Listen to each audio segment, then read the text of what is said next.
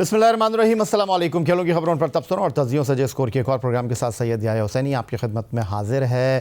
पहले दो T20 international मुकाबलों में शारजा में अफ़गानिस्तान के ख़िलाफ़ नाकामी से दो चार होने वाली टीम पाकिस्तान तीसरे मैच में बिल्कुल एक अलग टीम दिखाई दी और टीम पाकिस्तान, जिसको पहले दो मुकाबलों में नाकामी का कड़वा घूंट पीना पड़ा था, उसने तीसरे और आखिरी मैच में अफ़गानिस्तान की टीम को शिकस्त देकर सीरीज़ में नाकामी का मार्जिन 2-1 कर दिया। इस मैच में पहले बैटिंग करते हुए पाकिस्तान टीम ने 40 गेंदों पर साइम अयूब के 49, कप्तान शादाब खान के 17 गेंदों पर 28 और इफ्तिखार अहमद, जिनको पहली बार इस सीरीज़ में खेलने का मौका मिला, 25 गेंदों पर 31 रन की बदौलत 7 विकेट पर 182 रन स्कोर किए। जवाब में अफ़गानिस्तान की क्रिकेट टीम 19वें ओवर की चौथी गेंद पर 116 रन बनाकर पवेलियन लौट गई। टीम पाकिस्तान के कप्तान शादाब खान ने 13 रन देकर 3 और एहसान उल्लाह ने 29 रन देकर 3 खिलाड़ियों को पवेलियन की राह दिखाई। शारजा क्रिकेट स्टेडियम में पाकिस्तान और अफ़गानिस्तान की क्रिकेट टीमों के दरमियान तीसरे मैच का जो नतीजा था वो टीम पाकिस्तान के हक़ में आया, लेकिन सीरीज़ के पहले T20 इंटरनेशनल मैच में टीम पाकिस्तान 20 ओवर में सिर्फ 9 विकेट पर 92 रन बना सकी और अफ़गानिस्तान की टीम ने हदफ 4 विकेट पर हासिल करके पाकिस्तान को 6 विकेट से हरा दिया था। सीरीज़ के दूसरे T20 मैच में टीम पाकिस्तान के कप्तान शादाब खान फिर टॉस जीते, फिर उन्होंने पहले मैच की तरह पहले बल्लेबाजी का इंतखाब किया और पाकिस्तान ने 6 विकेट पर 20 ओवर की बैटिंग में 130 रन स्कोर किए इमाद वसीम की निफ सेंचुरी के साथ। लेकिन जवाब में इख्तितामी ओवर में साबिक कप्तान नबी की जारहाना बैटिंग के साथ अफ़गानिस्तान ने 3 विकेट पर हदफ हासिल करके पाकिस्तान को न सिर्फ दूसरे T20 मैच में 7 विकेट से शिकस्त दी, बल्कि सीरीज़ भी अपने नाम कर ली। शारजा क्रिकेट ग्राउंड में पाकिस्तान और अफ़गानिस्तान के दरमियान तीसरा T20 इंटरनेशनल खेला गया, जहां इस मरतबा टीम पाकिस्तान के कप्तान शादाब खान टॉस न जीत सके और टॉस अफ़गानिस्तान के हक़ में रहा। राशिद खान ने टॉस जीतकर फील्डिंग का फैसला किया। उनका कहना था कि बकिया दो मैचों की तरह पहले फील्डिंग करते हुए पाकिस्तान को कम स्कोर पर महदूद रखेंगे और हदफ हासिल करने की कोशिश करेंगे। टॉस हारने के बाद साइमन डूल ने शादाब खान से सवाल किया कि अगर वो टॉस जीतते तो क्या करते, जिस पर शादाब खान ने दूसरे मैच में जो जवाब राशिद खान ने दिया वही दोहराया कि वो भी बॉलिंग करना ही चाहते थे, क्योंकि शारजा की पिच कैसे बर्ताव करती है इस बारे में कुछ कह नहीं सकते। जब उनसे पूछा गया दूसरे T20 इंटरनेशनल में इमाद वसीम से सिर्फ 1 ओवर क्यों कराया, तो उनका कहना था कि वो समझते हैं कि स्पिनर्स का आखिर में इस्तेमाल करेंगे, लेकिन लेफ़्ट हैंडेड बैट्समैन और फास्ट बॉलर की अच्छी बॉलिंग कराने की वजह से वो इस पर अमल ना कर सके। अफ़गानिस्तान के खिलाफ तीसरे और आखिरी T20 इंटरनेशनल में पाकिस्तान क्रिकेट टीम ने सीरीज़ में शिकस्त के बाद टीम में 2 तब्दीलियां की। टीम मैनेजमेंट ने फास्ट बॉलर नसीम शाह और wicketkeeper batsman Azam Khan को ड्रॉप किया और उनकी जगह middle order batsman Iftikhar Ahmed और fast bowler Mohammad Wasim junior को स्क्वाड का हिस्सा बनाया। अफ़गानिस्तान क्रिकेट टीम ने भी अपने स्क्वाड में 2 तब्दीलियाँ की। ऑलराउंडर अजमतुल्ला उमरजई और फास्ट बॉलर नवीन उल हक को आराम दिया और उनकी जगह सिद्दीकुल्ला और फास्ट बॉलर फरीद अहमद को टीम में शामिल किया गया। पाकिस्तान और अफ़गानिस्तान की क्रिकेट टीमों के दरमियान 3 T20 मैचों की सीरीज़ अफ़गानिस्तान की 2-1 की फतह के साथ अपने अख्ताम को पहुंची और सीरीज़ की ट्रॉफ़ी अफ़गान टीम के कप्तान राशिद खान ने उठाई।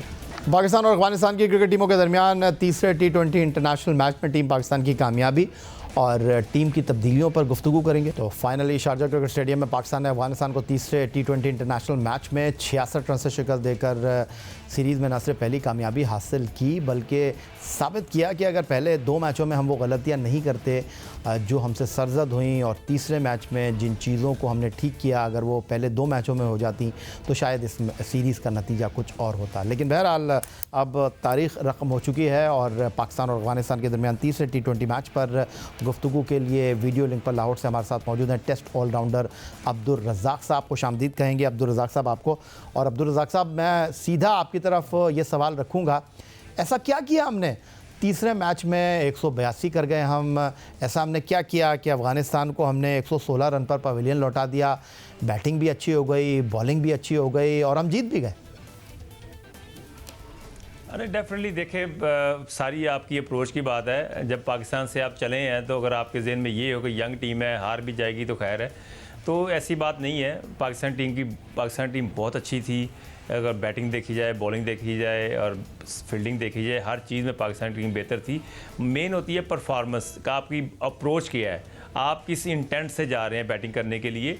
शारजा की पिचेज़ हमारे लिए कोई नई पिचेज़ नहीं है, ये हमेशा ही ऐसी यहाँ पे क्रिकेट रही है। अगर आप इस तरह 2 मैच हारने के बाद 180 कर सकते हैं, तो अगर आप थोड़ी सी अप्रोच अपनी पॉजिटिव रखते तो मैं समझता हूँ हर मैच में आप 200 करते, क्योंकि ये पिचेज़ ऐसी हैं 170, 180, 200 बड़े आराम से होता है अगर पहले बैटिंग कर रहे जाओ। ये बोनस है, अगर टॉस जीतते हैं तो ये आपके लिए प्लस पॉइंट है कि आप बैटिंग करके आप एक अच्छा टोटल सेट कर सकते हैं, क्योंकि बाद में यहाँ पे चेजिंग बड़ी मुश्किल हो जाती है शारजा की पिचेज़ पे। तो अब्दुल रज़ाक साहब, ये अगर मैं आपसे जानने की कोशिश करूं कि वो जो हम गुफ्तगू कर रहे थे कि इफ्तिखार को खिला लो, एक मिडिल ऑर्डर बैट्समैन आपके पास है जिसने डिलीवर भी किया है, जो पिछले 1.5 साल से इस टीम के साथ खेल रहा है, उसको आपने बग़ैर किसी वजह के बाहर बिठाया। तीसरे मैच में इफ्तिखार ने 25 गेंदों पर 31 रन्स की जो है वो इनिंग खेली, और उनकी इस इनिंग का बड़ा किरदार रहा मिडिल ऑर्डर में, क्योंकि मिडिल ऑर्डर में पहले 2 मैचों में हमारे बैट्समैन रुक ही नहीं रहे थे।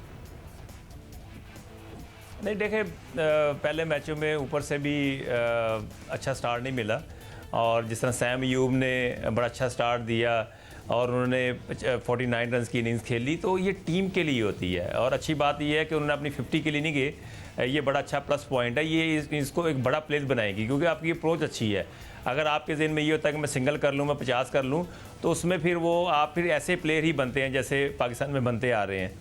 तो ये है कि इफ्तिखार का डेफिनेटली देखें, सीनियर का बड़ा फ़ायदा होता है, आप किसी वक्त भी उसको यूटिलाइज़ कर सकते हैं। एक तो वो बैटिंग अच्छी करते हैं, आप हिटिंग भी वो कर सकते हैं, किसी वक्त आप बॉलिंग भी कर सकते हैं, और फील्डर बड़े अच्छे हैं।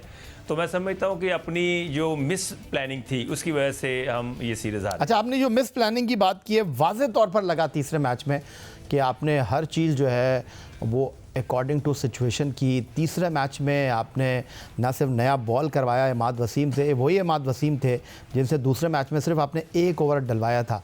जब आप 3 स्पिनर से ऑपरेट कर रहे हैं मैच में, तो क्या आप सेकंड मैच में ये करते तो आपको लगता है डिफरेंट होती सिचुएशन?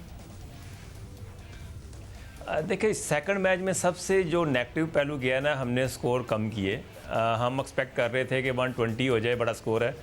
तो ये इस तरह की पिचेज़ नहीं है। यहाँ पे आप जितना फर्स्ट बैटिंग का मतलब ये होता है कि मैक्सिमम आप करें, और बाकी बॉलर की यूटिलाइजेशन की बात ये देखें, शारजा में हमेशा नया बॉल स्विंग करता है, और अगर आप सीम बॉलर हैं तो आप बड़े इफेक्टेबल होते हैं। तो इस वजह से मैं समझता हूँ, क्योंकि अफगानिस्तान ने भी अपने फास्ट बॉलरों को यूटिलाइज़ किया, उन्होंने विकटें लेके दी, तो इसी फ्रेम ऑफ माइंड से ये पाकिस्तान भी गया कि हमारे नसीम शाह है, ज़मान है, और ये नया बॉल अच्छा करेंगे तो विकटें लेके देंगे। पर वो स्कोर कम होने की वजह से सारा प्रेशर बॉलर्स पे था। अच्छा अब्दुल रज़ाक साहब, बड़ी आप क्रिकेट खेले हैं, बड़े आप उतार चढ़ाव के साथ आपके करियर में बड़े अप्स एंड डाउन रहे हैं। तो ये जो नया क्रिकेट बोर्ड आया है, इसने आती उखाड़ पछाड़ कर दी, और पहली सीरीज़ में जो है वो इसने आपके 5 सीनियर खिलाड़ियों को आराम करवा दिया। होता नहीं है पाकिस्तान क्रिकेट में। तो अब ये भी इत्तलात आ रही हैं कि इस चीज़ को कंटिन्यू रखा जाएगा न्यूजीलैंड के ख़िलाफ़ सीरीज़ में, क्योंकि वो भी कुछ इतनी बड़ी टीम लेकर नहीं आ रहे हैं। हम इस सीरीज़ में हारे हैं अपनी गलतियों की वजह से, गलत फ़ैसलों की वजह से, लेकिन सारा मलबा हम नए खिलाड़ियों पर डालकर आगे बढ़ने की कोशिश कर रहे हैं।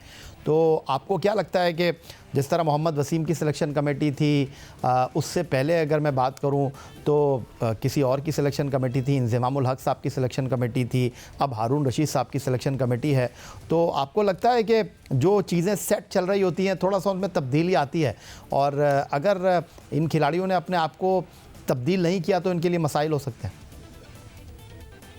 नहीं, डेफिनेटली देखें, यहाँ पे ना दौड़ लगी हुई है। जो भी जिसके पास पावर या अथॉरिटी आती है वो समझता है कि जी मैं आप प्लेयर प्रोड्यूस कर दूँ।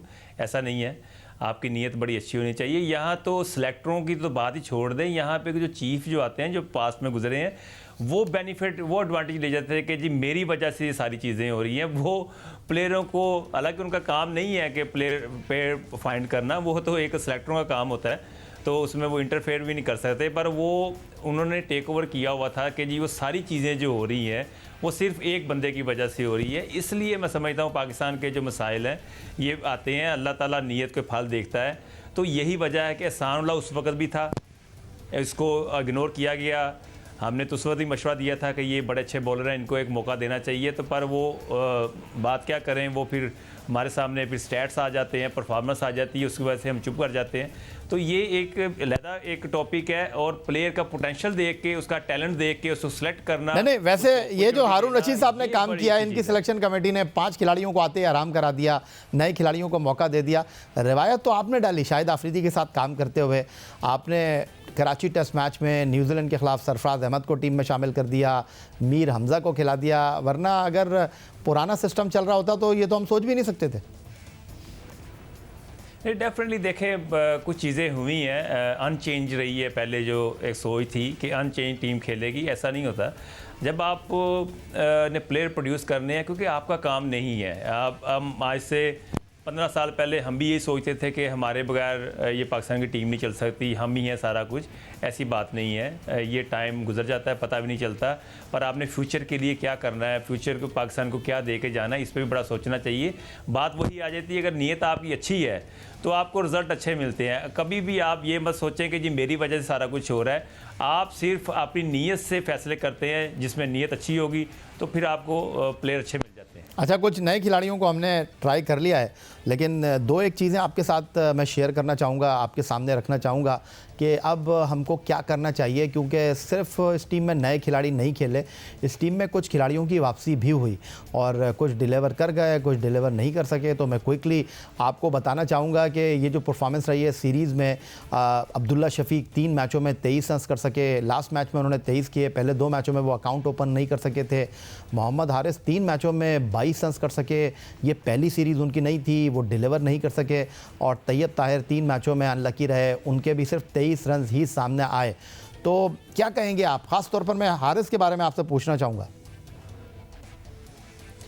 देखिए, डेफिनेटली कीपर तो बहुत अच्छे हैं और डोमेस्टिक में बड़ा अच्छा परफॉर्म कर रहे हैं, और अच्छी बात है कि वो लैकिंग में है। जो पास्ट में सिलेक्शन कमेटी थी, वहाँ से ये प्लेयर पिक हुए और अभी तक चलते आ रहे हैं। PSL में उन्होंने बड़ा अच्छा परफॉर्म किया पेशावर ज़ल्मी से।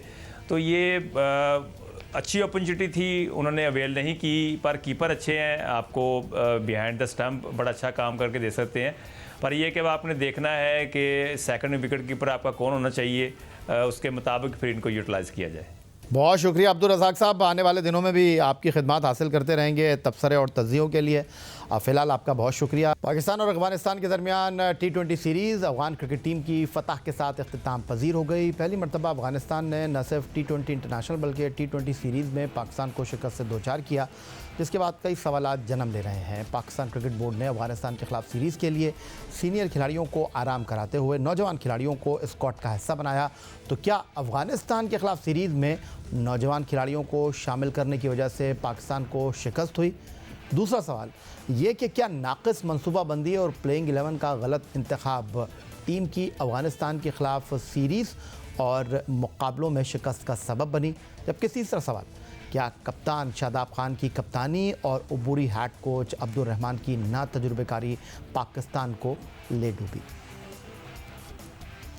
शारजा में होने वाली T20 सीरीज़ के दौरान अफ़गानिस्तान और पाकिस्तान की टीम सिलेक्शन में वाज़ेह फ़र्क नज़र आया। पहले T20 इंटरनेशनल में अफ़गानिस्तान ने अपने स्क्वाड में 3 स्पिनर राशिद खान, मोहम्मद नबी और मुजीबुर रहमान से 11 ओवर्स कराए और तीनों ने 5 विकेटें लीं और सिर्फ 36 रन दिए।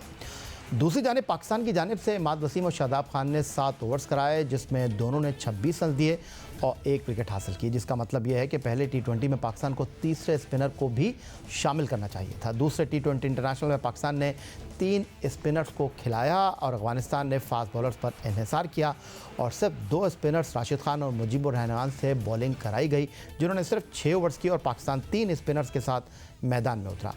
मोहम्मद नवाज शादाब खान ने 8 ओवर कराए, जबकि पहले मैच के कामयाब स्पिनर इमाद वसीम से शादाब खान ने सिर्फ 1 ओवर कराया। शादाब खान ने कप्तानी में सिर्फ यही गलती नहीं की, बल्कि जब पाकिस्तान की बैटिंग लाइनअप मुश्किलात से 2-4 थी तो उस वक्त भी गलत फैसले किए गए।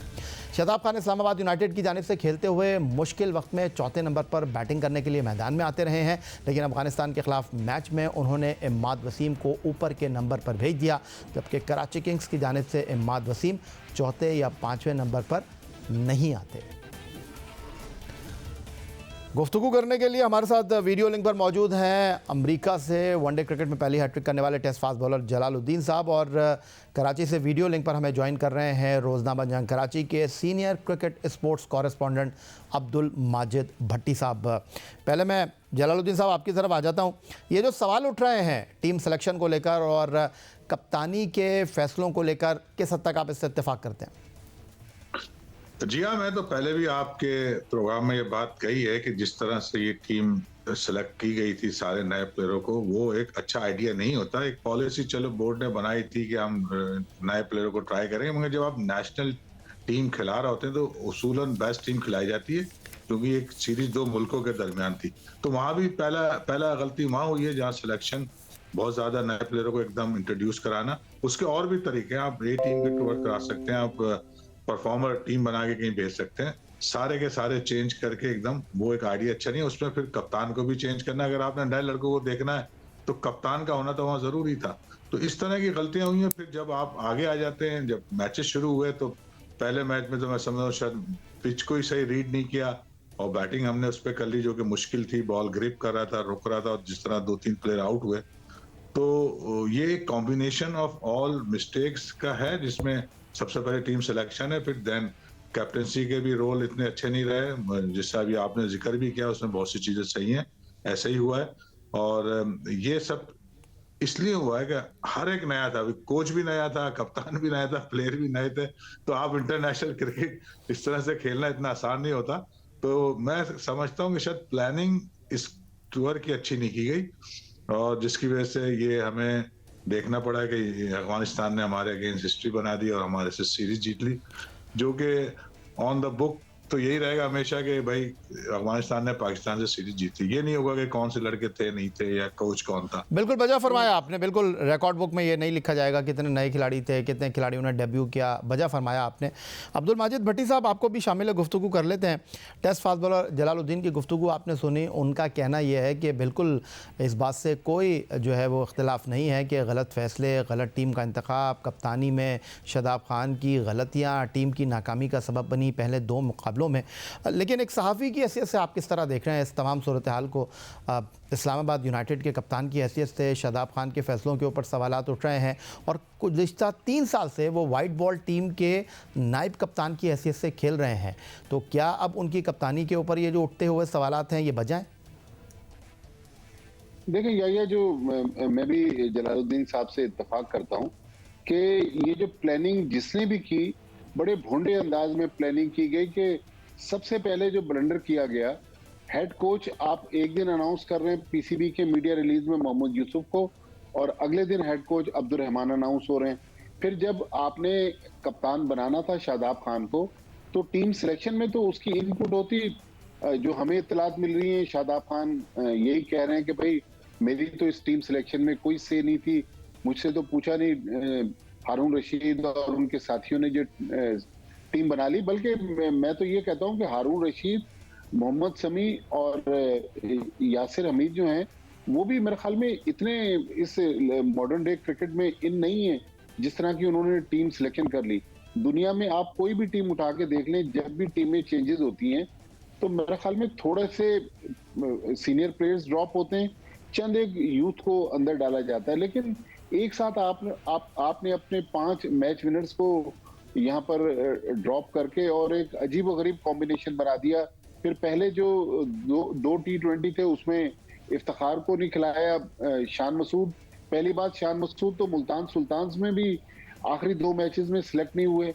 आपने शान मसूद को पाकिस्तान टीम में भेजा और तीनों मैच खेले बगैर अब वो वापस आ रहे हैं। तो मेरे ख्याल में अब शादाब खान के पास ये जवाब तो है। हालांकि शादाब ने इस जलाल भाई जो कह रहे हैं कि पिच को भी मिसरीड किया, उनके फैसलों में भी कोई हमें इस्तेहकाम नजर नहीं आया।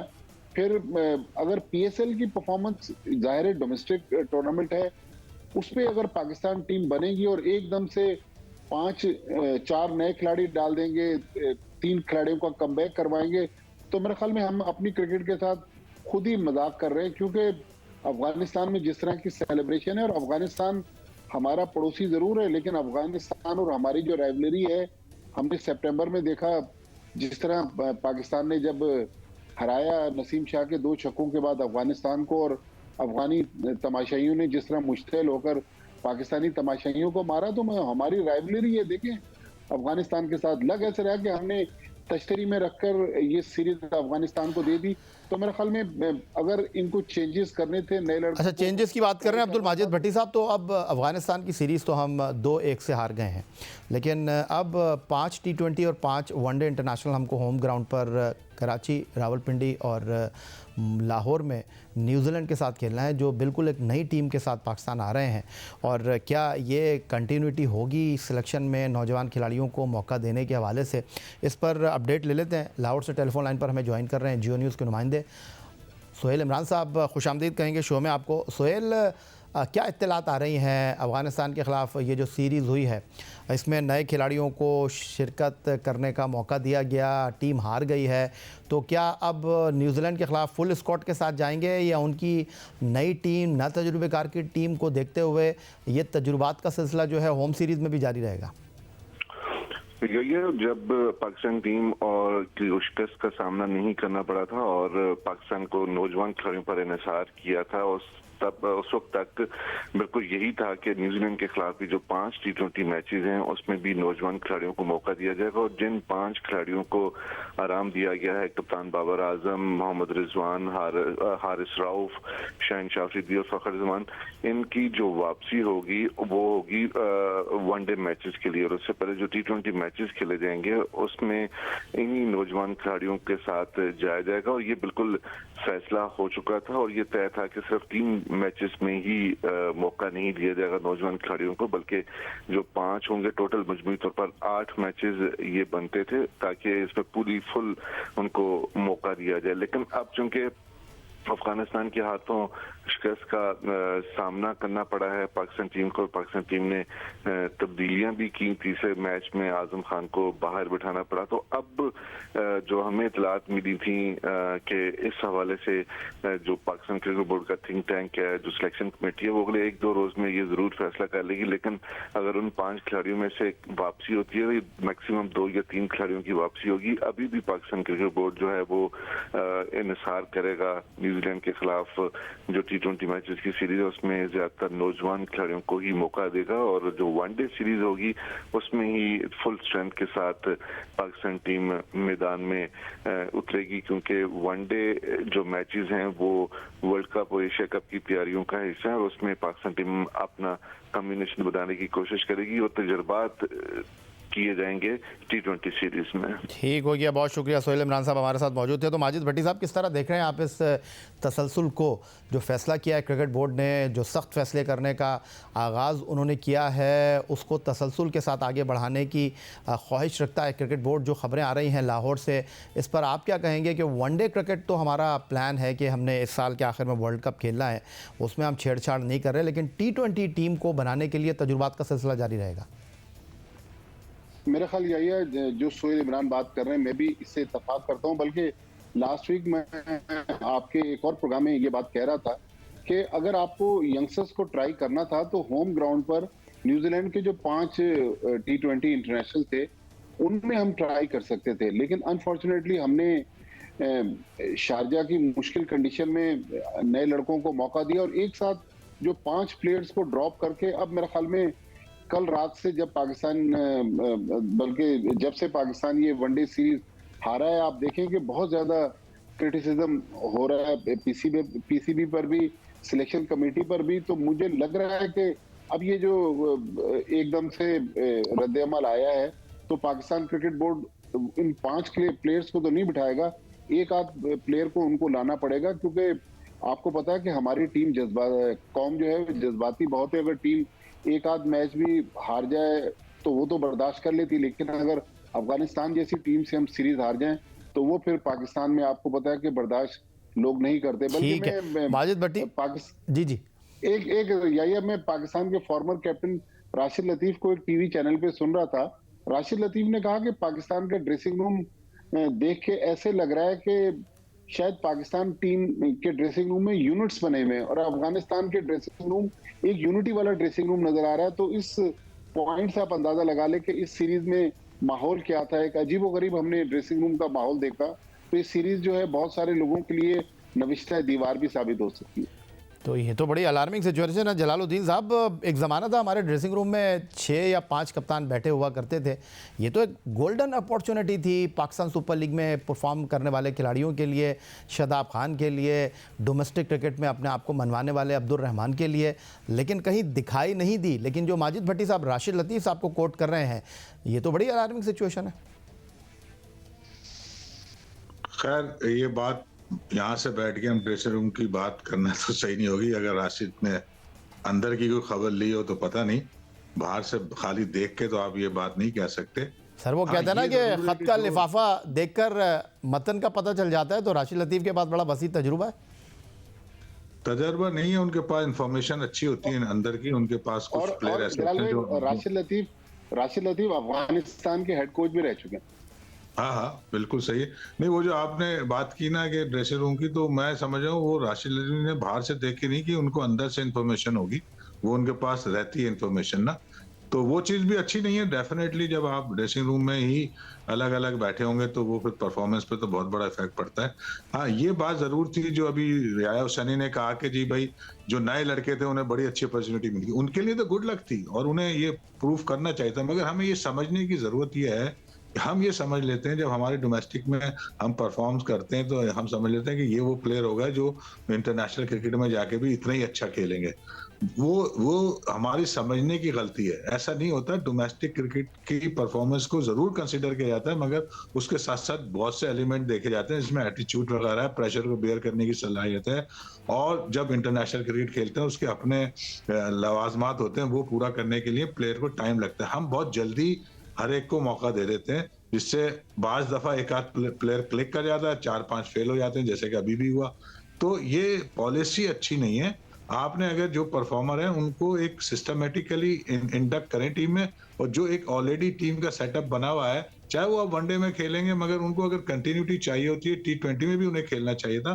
और एक एक दो दो प्लेयर करके आप ट्राई करते, क्योंकि आपके पास अभी ऐसी जगह नहीं है कि आपको पेस बॉलिंग में बहुत जगह खाली पड़ी है या कहीं और जगह। अभी आपकी टीम तकरीबन T20 की सेटल हुई है, तो आप जरूर ट्राई करें, मगर ट्राई करने का तरीका सही होना चाहिए।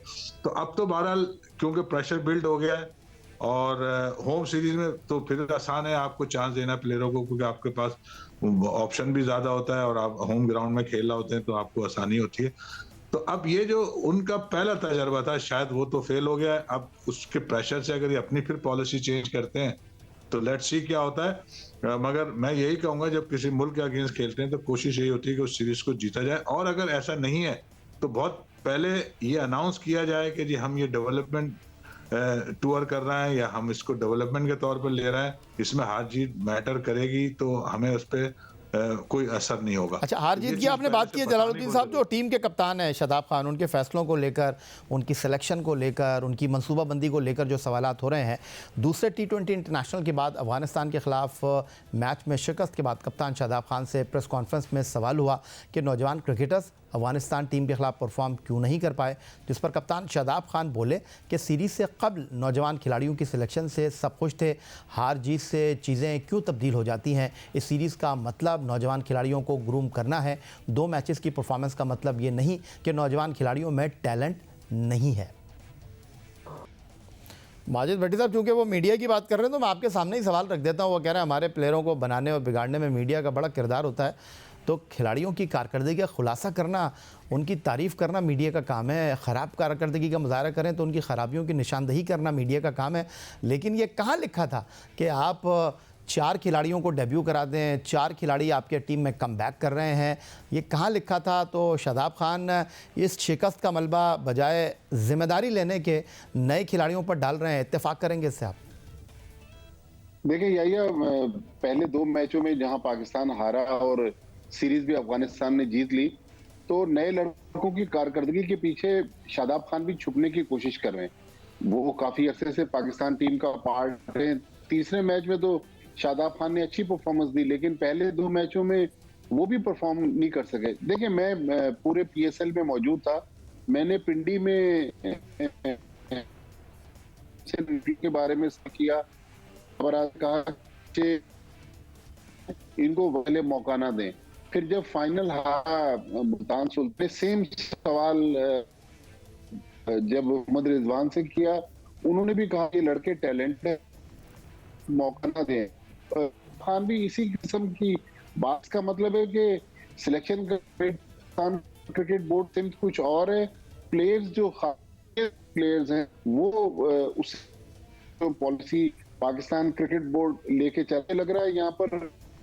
अच्छा माजिद भट्टी साहब, थोड़ी सी आपकी कंटिन्यूटी में जो है वो कुछ प्रॉब्लम है टेक्निकल, तो इतनी देर में हमारी टीम ज़रा इस प्रॉब्लम को सॉल्व करती है। अफगानिस्तान के खिलाफ सीरीज़ के इब्तदाई 2 मुकाबलों में टॉप ऑर्डर मुकम्मल नाकाम रहा। शादाब खान ने साफ़ी के सवाल का जवाब देते हुए कहा कि मीडिया सबसे ज़्यादा मोहम्मद रिजवान और बाबर आजम के स्ट्राइक रेट पर तनकीद करता है, वो परफॉर्म करें या ना करें उन पर तनकीद की जाती है। उनके ख्याल में अब मीडिया समेत सब लोग बाबर आजम और मोहम्मद रिजवान की इज़्ज़त करेंगे। जलालुद्दीन साहब, बड़ा वसी तजुर्बा है आपका, और जो असल मामला है वाज़े तौर पर लग रहा है शादाब खान की इस प्रेस कॉन्फ्रेंस को देखने के बाद कि वो असल मसले का जवाब देने के बजाय इधर उधर गुफ्तगू करके चीज़ों को डाइवर्ट करने की कोशिश कर रहे हैं। बिल्कुल बिल्कुल आपकी बात सही है, और बड़ा अनप्रोफेशनल बातें उन्होंने की हैं 2-4, जिसमें से खासतौर से जब आप नए प्लेयर लेते हैं तो उनकी जिम्मेदारी भी यही है कि परफॉर्म करना है उन्होंने। और जिस तरह कुछ प्लेयर आउट होते रहे, वो बड़े बैड शॉट खेल के आउट हुए हैं, वो कोई ऐसी अच्छी बॉल पे आउट नहीं हुए, और जहां उन्हें अटैक करना था तो उनसे अटैक भी नहीं हुआ। तो एक चीज उनकी लिमिटेशन भी हमें नजर आई है। तो टैलेंट होना खाली काफी नहीं होता इंटरनेशनल लेवल पे परफॉर्म करने के लिए। ये बात शादाब को भी पता होनी चाहिए, सेलेक्टर को भी पता होना चाहिए। उसमें कुछ और मटेरियल की भी जरूरत होती है, तो उसमें स्किल लेवल जो है वो बहुत हाई होना चाहिए। जब आप इंटरनेशनल क्रिकेट खेल रहे हैं, हमारे प्लेयर टैलेंटेड है मगर स्किल्ड नहीं है, इनमें परफेक्शन नहीं है। ये बात समझने की जरूरत है, और क्यों नहीं समझते मैं हैरान हो रहा हूँ। जो शादाब कह रहे हैं बार बार कि फेल भी होंगे, फेल होने थोड़ी गए, परफॉर्म करने गए थे। अब अगर फेल हो रहे हैं तो हमें उसका मसला ये होता है कि आपको देखना होता है, यानी टीम मैनेजमेंट को, बोर्ड को, कि एक बच्चा जो टैलेंटेड है, जिसे हमने परफॉर्म करने के लिए भेजा था, अगर वो नहीं अच्छा कर रहा है तो उसको बेहतर कैसे किया जाएगा। यहाँ ऐसा नहीं होता, यहाँ या तो खिला देते हैं या निकाल देते हैं, बीच वाला प्रोसेस है ही नहीं। जहां तक रिजवान की और बाबर आजम की स्ट्राइक रेट की बात होती है, तो उसमें कोई इतनी बुरी बात नहीं है अगर वो अपना स्ट्राइक रेट इंप्रूव कर सकते हैं। उन्होंने भी ये बात जिद पे लगाई हुई है कि हम सही खेलना है। भाई एक स्ट्राइक रेट अगर कम है और आप ओपन आते हैं तो आप उसकी बेहतरी की जा सकती है ना, कोई ऐसा बड़ा हुआ थोड़ी उनकी हर चीज उनकी बेहतर है। सिर्फ स्ट्राइक रेट सही करने के लिए थोड़ा सा रिस्क फैक्टर बढ़ाना है और थोड़ा ऑप्शन ज्यादा बढ़ाना है, वो जो कि कर सकते हैं। तो ये कोई जंग आपस में नहीं है, बिल्कुल जंग नहीं है, सवाल है, और सवाल जो है वो उठते रहेंगे। जलालुद्दीन साहब आपका बहुत शुक्रिया। अब्दुल माजिद भट्टी साहब आपका बहुत शुक्रिया। वक्त हमें मज़ीद इस बात की इजाज़त नहीं दे रहा कि इस गुफ्तगू को हम मज़ीद आगे लेकर चलें। बहुत शुक्रिया आपका, और सवालात अपनी जगह मौजूद हैं, और नाकामी के बावजूद बहुत सारे सवालात हल तलब हैं, उनके जवाब कौन देगा। क्या इस नाकामी के ऊपर ज़िम्मेदारी लेने के बजाय नए खिलाड़ियों के पीछे छुपना सब कुछ ठीक कर देगा? इस सवाल का जवाब आना अभी बाकी है। आज के इस प्रोग्राम में इतना ही। ट्विटर पर आप मुझे फॉलो कर सकते हैं, आप हमें ईमेल कर सकते हैं, अपनी राय से आगाह कर सकते हैं score@geo.tv पर। इस दुआ, इस उम्मीद, इस तवक्को के साथ कि पाकिस्तान में खेल और खिलाड़ी तरक्की करते रहें। सैयद या हुसैनी को स्कोर की पूरी टीम के साथ अगले प्रोग्राम तक के लिए इजाज़त दीजिए। अल्लाह हाफ़िज़।